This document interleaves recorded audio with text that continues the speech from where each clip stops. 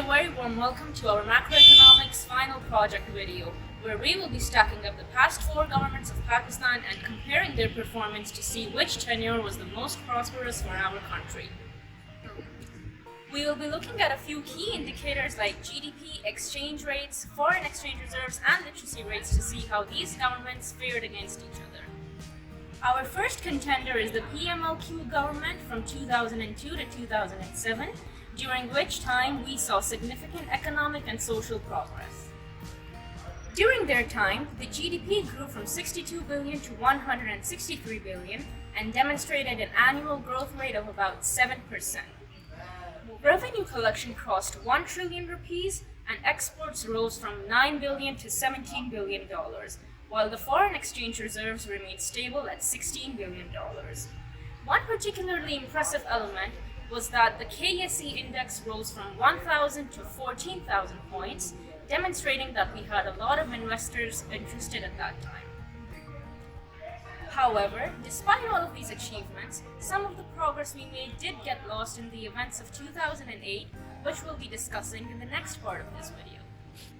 Hi, I'm going to walk you through the time period of Pakistan People's Party from 2008 to 2013. Let's talk about unemployment. Unemployment increased around 2012 to 2013, and the main reason of this increase was the global recession period caused in 2008. This recession period not only affected our unemployment, but our inflation was also increased. If we look at the inflation of 2011, we can see that there is a drastic increase, and this increase was caused by monetary and fiscal policies. All of these events combined led to decrease of GDP. Now, if we look at the GDP of 2008, we will see that there is a decrease in it, and this decrease was caused due to the shortfall of liquidity in the banking systems.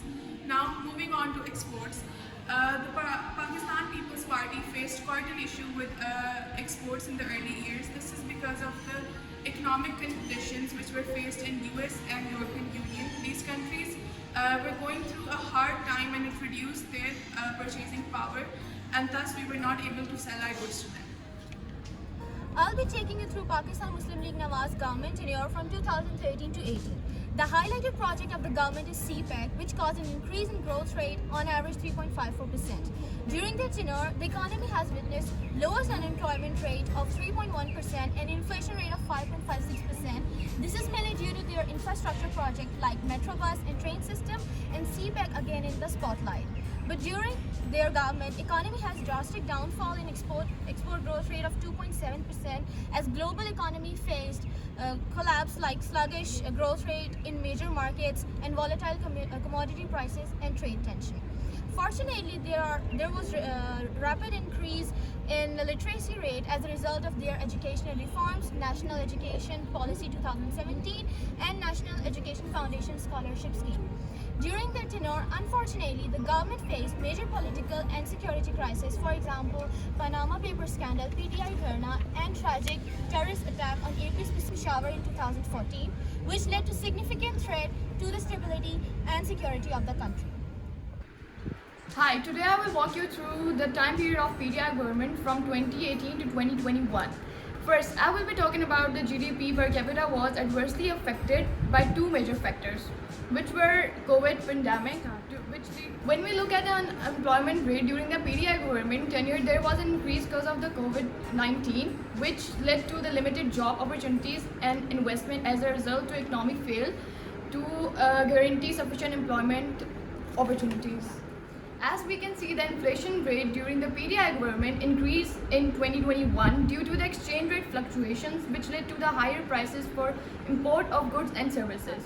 As we look at the exchange rate, we can see that it took a sharp turn in back 2021 due to the severe economic slowdowns. Foreign exchange held by State Bank of Pakistan impacted and currency devaluation to improve export competition and reduce trade deficit.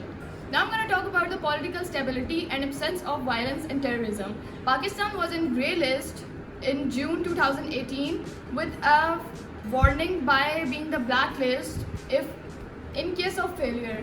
Continuation of Operation Radul Fasad, there was a rapid increase in terrorism. In 2021, fall of Kabul marked at the end 20 war in Afghanistan, resulting in increase in terrorist attack as well as illegal immigrations. On the basis of data analysis, we can conclude that the overall performance of Pakistan Muslim League Nawaz has been far better than its opposing parties. While comparing the statistics, it has been observed that PMLN's tenure can be marked as a period of high economic growth, low inflation and unemployment rates, and reduction in poverty index. A good portion of the budget was allocated for development projects which had a positive impact on the GDP. CPAC is one of the remarkable achievements. The expenditure on education was also increased during their tenure, which resulted in the highest ever literacy rate of 59% in 2017 ever recorded in Pakistan. Through Phillips curve, we have observed a positive supply shock in their tenure, as the global economy witnessed a decline in commodity prices like oil, metals, and food in this period.